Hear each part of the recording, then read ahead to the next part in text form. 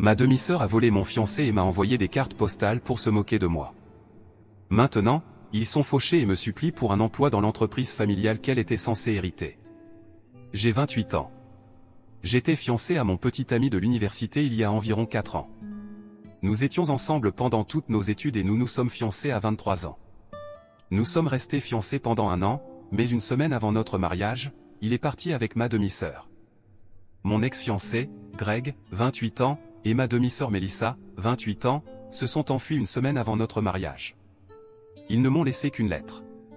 Greg mentionnait qu'il avait commencé une liaison avec Melissa quelques mois après nos fiançailles.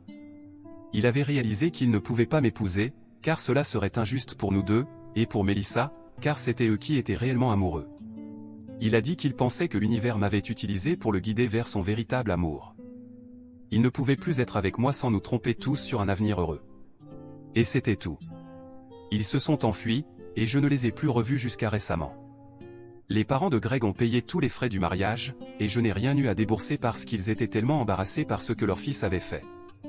Mais ce fut à peu près la dernière fois que j'ai eu des nouvelles de sa famille. Nous n'avions plus rien à nous dire. Ma famille, par contre, était plus qu'embarrassée. Mes parents étaient furieux, et mon père avait même pensé à engager un détective privé pour les retrouver et les ramener pour des explications. Il faut que vous sachiez, mon père est en fait mon beau-père, mais il est mon père depuis que j'étais toute petite. Je l'ai toujours appelé ainsi car, pour moi, il est mon seul père. Je n'ai jamais connu mon père biologique. Mon père nous a quittés peu de temps après ma naissance, et ma mère ne l'a jamais revu.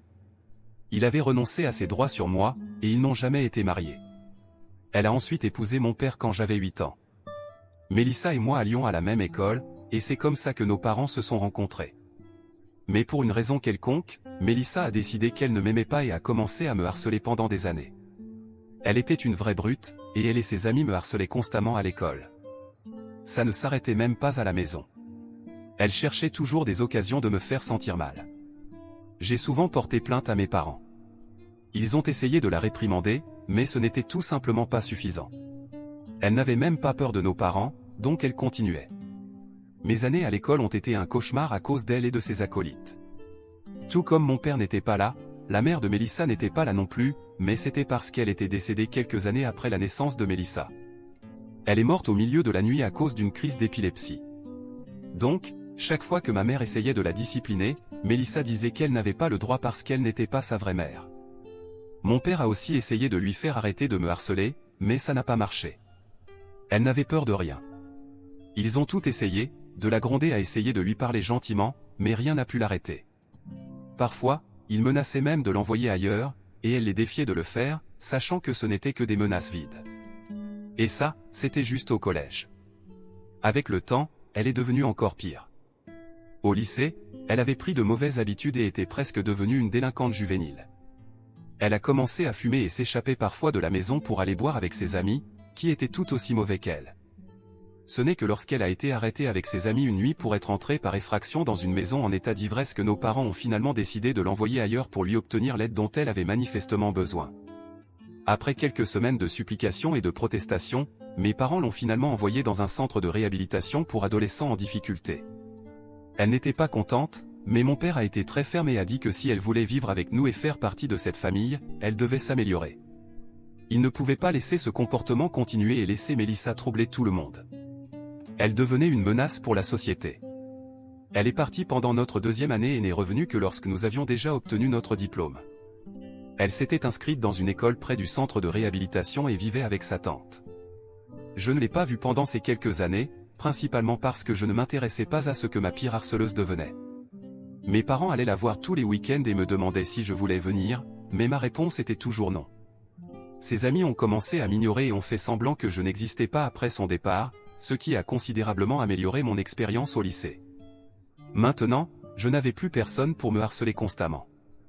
Melissa a continué son éducation en réhabilitation. Quand elle est revenue, la première chose qu'elle a faite a été de s'excuser auprès de moi pour tout ce qu'elle m'avait fait subir. Elle semblait plus calme, et j'ai vraiment pensé qu'elle avait changé pour le mieux. Je lui ai donc pardonné. Nous allions partir à l'université dans quelques mois de toute façon, donc cela n'avait pas vraiment d'importance. Une fois à l'université, j'ai déménagé, et elle aussi. Nous ne revenions que pour les vacances. Elle était beaucoup plus gentille avec moi après ça. Par plus gentille, je veux dire qu'elle m'ignorait au lieu de me harceler à chaque occasion, comme elle le faisait dans le passé. Pour être honnête, c'était un changement bienvenu, car je préférais être ignoré que d'être harcelé. Nos parents l'ont remarqué mais n'ont pas essayé de nous forcer à nous entendre ou à agir comme des sœurs. Étant donné notre passé, c'était déjà plus que bien. Ensuite, j'ai commencé à sortir avec Greg. Après avoir été ensemble pendant 1 an, j'ai décidé de l'amener à la maison pour Thanksgiving pour le présenter à mes parents. Tout le monde s'est bien entendu. Pour la première fois, j'ai remarqué que même Melissa s'intéressait à la conversation, ce qui était rare depuis qu'elle était revenue de réhabilitation. Elle et Greg s'entendaient bien, et après que j'ai commencé à sortir avec lui, elle a montré plus d'intérêt à être amie avec moi et me contactait souvent juste pour parler, ce qu'elle ne faisait jamais avant. Je ne comprenais pas ce qui se passait. J'avais un petit soupçon qu'elle avait peut-être un faible pour Greg, alors un jour, j'ai décidé de lui demander si la vraie raison pour laquelle elle essayait d'être amie avec moi était à cause de Greg ou quelque chose du genre. Elle a ri et m'a dit que ce n'était pas le cas. Greg avait mentionné la bonne relation qu'il avait avec ses frères et sœurs lors de notre premier dîner ensemble, en parlant de sa famille. Cela l'avait fait réfléchir à la façon dont elle s'était comportée avec moi depuis qu'elle était revenue, et c'est pour ça qu'elle essayait de faire amende honorable et d'améliorer notre relation. Elle m'a dit qu'elle m'avait tenu responsable de son envoi au centre pendant longtemps, mais qu'elle avait finalement accepté le fait que ce n'était pas de ma faute. Elle avait elle-même provoqué cela par son comportement terrible. Il était temps qu'elle cesse de me punir pour cela et commence à essayer de vraiment faire partie de cette famille. Cela ne serait pas possible tant qu'elle ne s'excuserait pas sincèrement et ne travaillerait pas activement sur notre relation.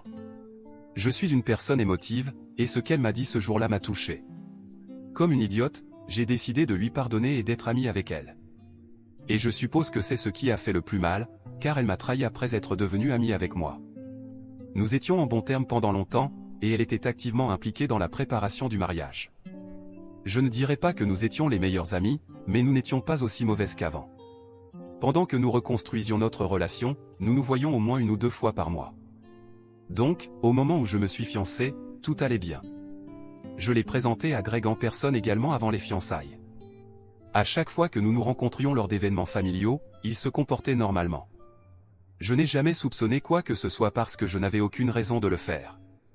Même après les fiançailles, il continuait à se comporter comme si de rien n'était. Pas une seconde, je n'ai pensé que peut-être Greg avait un faible pour Melissa. Cela ne m'est jamais venu à l'esprit, car Greg jouait parfaitement le rôle d'être amoureux de moi tout en me trompant avec Melissa. Même elle jouait très bien le rôle d'une amie.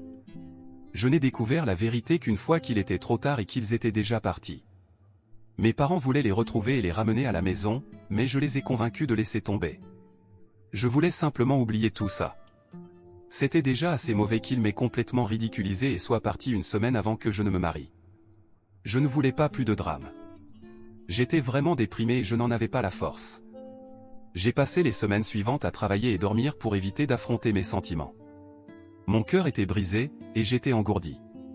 Mais le pire restait à venir. Quelques semaines après mon supposé jour de mariage, j'ai reçu une carte postale de Melissa. Elle était en Californie. Mais ce n'était pas tout. Elle avait aussi utilisé un tas de photos d'elle avec Greg, et il semblait vraiment heureux.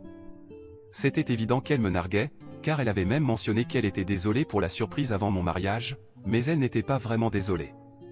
C'était juste pour me mettre en colère. C'est alors que j'ai réalisé qu'elle ne m'avait jamais vraiment pardonné pour ce qui s'était passé toutes ces années avant. Elle me tenait toujours responsable de son envoi au centre. Elle n'avait jamais voulu être mon amie. Elle m'avait utilisé pour atteindre Greg. Je lui avais fait confiance et lui avais permis de m'utiliser comme tremplin. C'était un plan vraiment diabolique. Je dois lui donner ça. 4 jours après qu'elle m'ait envoyé cette carte postale, je n'arrivais même pas à dormir. Je perdais la tête à cause de ça. C'était une expérience vraiment traumatisante pour moi. J'ai dû suivre une thérapie pendant des mois pour réparer tous les dommages et faire face à mes problèmes de confiance. La carte postale n'était même pas un incident isolé. Elle m'a envoyé des cartes postales d'elle et Greg pendant 4 mois. Ça n'a pris fin qu'au bout d'1 an, car je n'avais pas répondu ou joué dans le drame.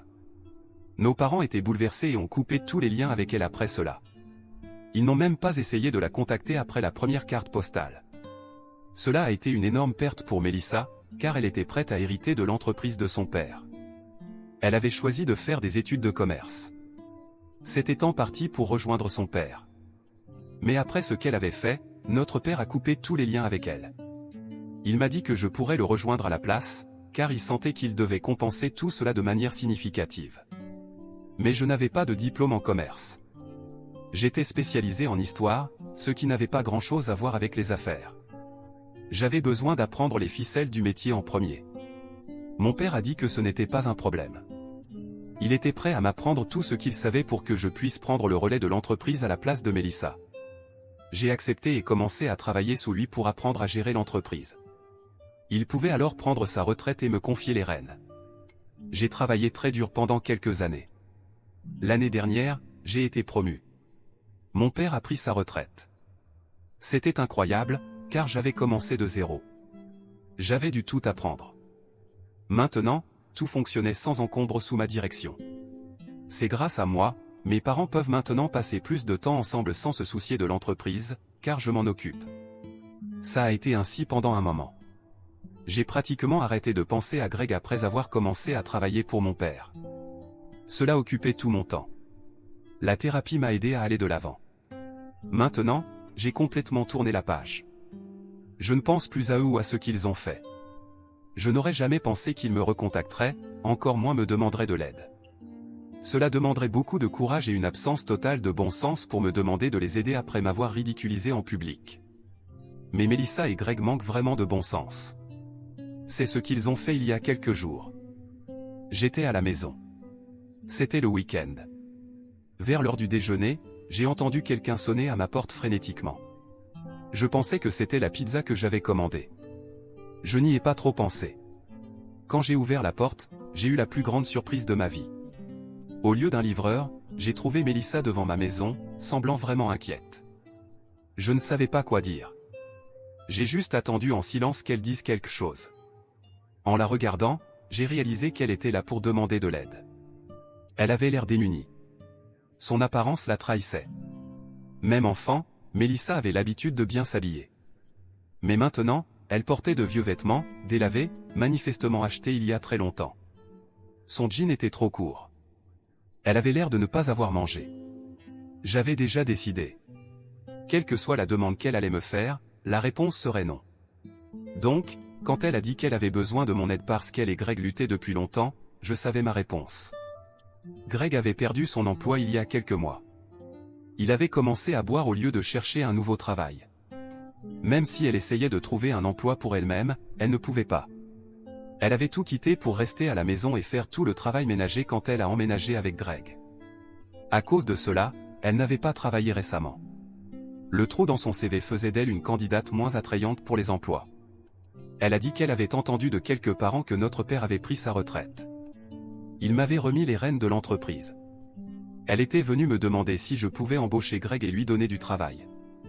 Mélissa m'a dit qu'elle était venue jusqu'ici pour me demander de l'aide. Elle était désolée pour ce qu'elle avait fait dans le passé. Maintenant, elle comptait sur moi pour la sortir de cette situation. Elle m'a dit qu'elle n'avait même pas encore approché nos parents. Elle était venue directement chez moi pour demander de l'aide. Elle savait que j'avais un bon cœur. Elle se sentait terriblement coupable de m'avoir trahi dans le passé. Elle était sûre que je ne la repousserais pas maintenant qu'elle avait besoin de mon aide. Son arrogance était tellement ridicule que j'ai fini par éclater de rire. Je lui ai dit de postuler ailleurs. Je n'embauche pas de tricheur. Ensuite, j'ai claqué la porte sur son visage et suis retourné dans le salon. J'étais prête à appeler la police si elle ne quittait pas ma propriété bientôt. Heureusement, elle est partie ce jour-là, mais elle ne m'a pas encore laissé tranquille. Après sa visite, la première chose que j'ai faite a été d'appeler nos parents et de leur en parler. Ils m'ont dit qu'ils avaient entendu de quelques voisins que Mélissa était de retour en ville sans Greg, mais ils ne l'avaient pas cru. Nous vivons dans une petite ville où tout le monde se connaît. Nous avons rapidement découvert que Mélissa était là depuis environ une semaine avant de me rendre visite. Elle vivait avec l'une de ses anciennes amies du lycée. C'était probablement elle qui lui avait dit où je vivais et que j'avais hérité de l'entreprise qui était censée lui revenir. Elle tirait vraiment parti de cela. Quelques jours après sa visite chez moi, elle a décidé d'aller voir nos parents pour leur dire à quel point j'étais sans cœur. Elle s'attendait à ce qu'ils soient de son côté. Elle pensait qu'elle avait l'avantage de souffrir plus que moi. Elle ne pouvait pas se tromper davantage. Mon père lui a dit que l'entreprise était à moi. Je pouvais prendre toutes les décisions que je jugeais appropriées. Il n'avait plus son mot à dire, car il n'allait pas me micromanager. Ma mère lui a rappelé qu'elle m'avait trompé en s'enfuyant avec mon fiancé après avoir fait semblant d'être mon ami pendant des années. Maintenant, elle méritait entièrement ce qui lui arrivait. Elle avait perdu le droit de nous demander de l'aide, surtout à moi, après m'avoir envoyé des cartes postales pour me tourmenter. Elle a essayé de se défendre. Elle disait que c'était du passé et qu'elle était une personne différente maintenant. Mes parents lui ont dit qu'elle devait partir. Ils ne voulaient plus rien avoir à faire avec elle. Cela a conduit à une crise de colère chez eux. Elle a affirmé qu'il m'avait toujours favorisé par rapport à elle. Il me traitait comme l'enfant doré. Elle a dit à mon père que, malgré le fait d'être de son propre sang, il ne l'avait jamais traité de cette manière. Il agissait comme si j'étais sa seule fille et qu'elle ne valait rien à ses yeux. Quand il lui a dit qu'il avait fait plus de concessions pour son comportement que n'importe quel autre parent, elle a dit que cela ne comptait toujours pas. J'avais tout ce qu'elle était censée avoir, y compris l'entreprise. Elle a dit que ce n'était pas de sa faute si Greg était tombé amoureux d'elle. Il voulait passer sa vie avec elle plutôt qu'avec moi. Pour une raison quelconque, c'était elle qui était punie pour cela. Elle a affirmé que les cartes postales qu'elle avait envoyées étaient des excuses sincères. Elle ne cherchait même pas à me tourmenter.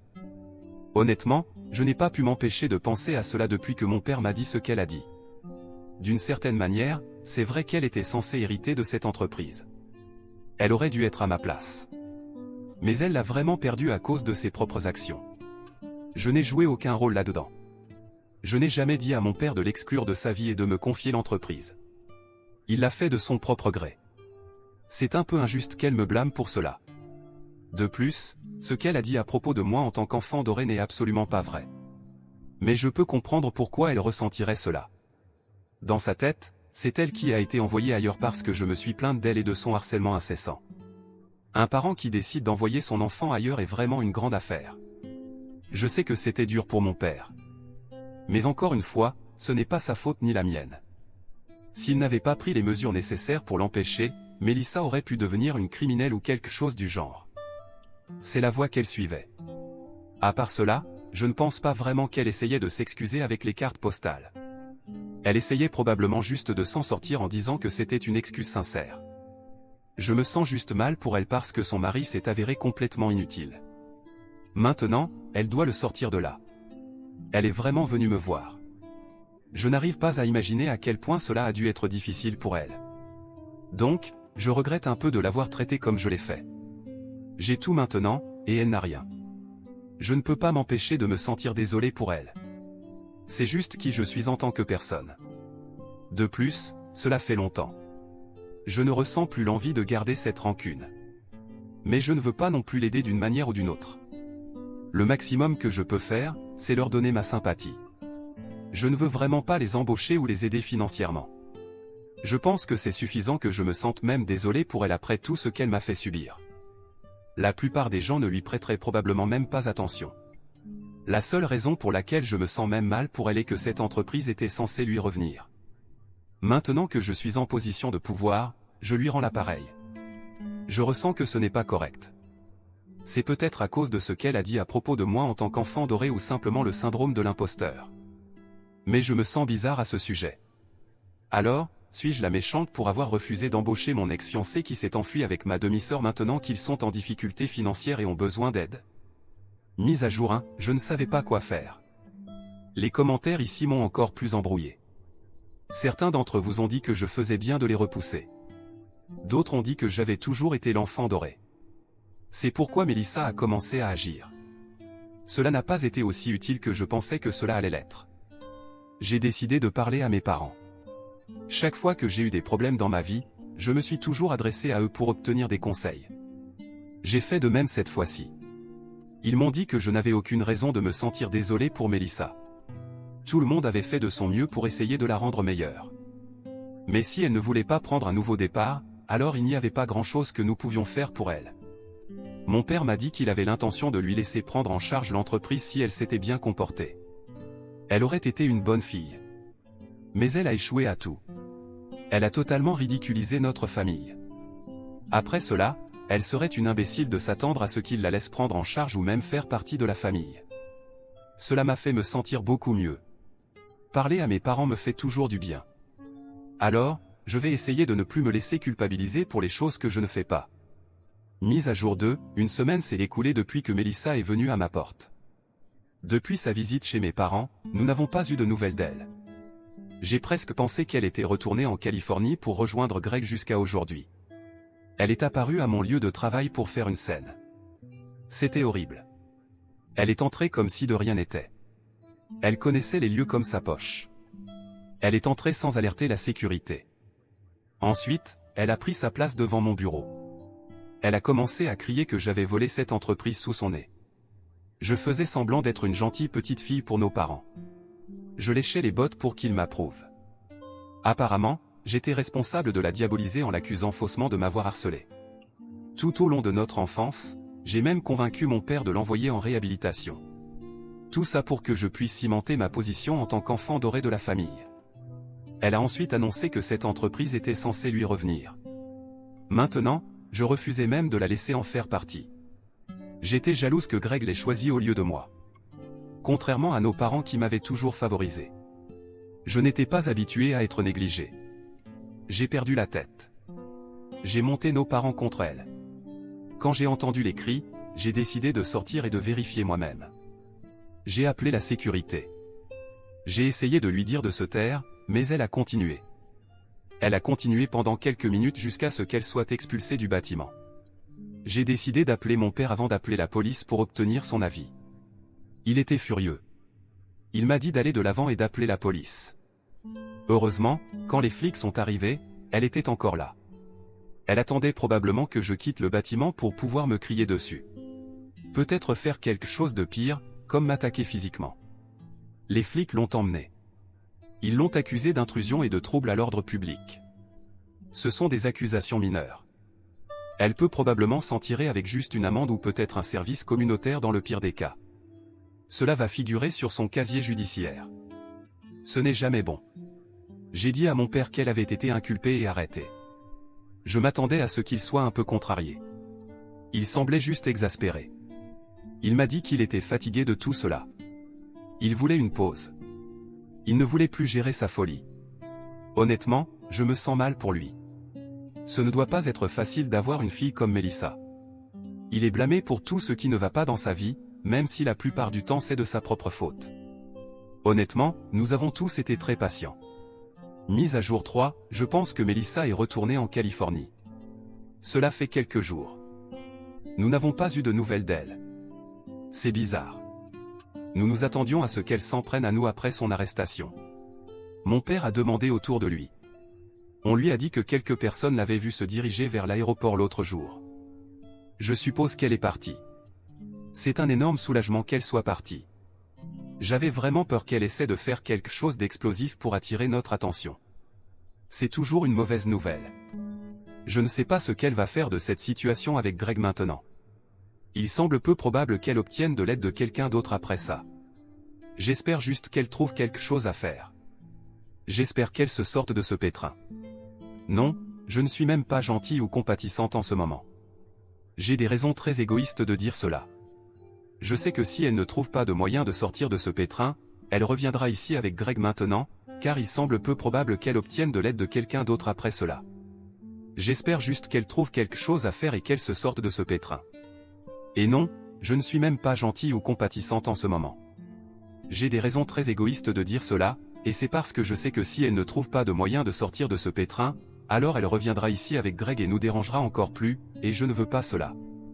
Alors je souhaite vraiment et prie pour que soit elle, soit Greg trouve un travail et puisse subvenir à leurs besoins. Quoi qu'il en soit, je n'ai pas à entendre parler d'elle pendant quelques semaines au moins, et je suis soulagé que ce cauchemar soit enfin terminé maintenant.